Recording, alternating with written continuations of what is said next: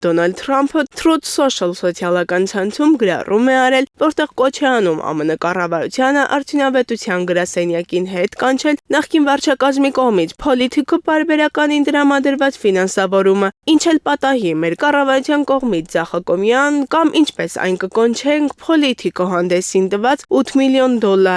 Այն պետք է հնարավորինս արագ վերադարձվի Դոջին, այդ գումարը պատկանում է հարուստ տղաներին, թող իրենց հետ էլ մնա, գրել է Թրամփը։ Բացի այդ, նա անդրադարձել է նաև Stacey Abramsի հիմնադրամին ուղղված ֆինանսավորմանը, հայտարարելով. մտադիր է արդյոք Abramsը վերադարձնել $2 միլիարդ,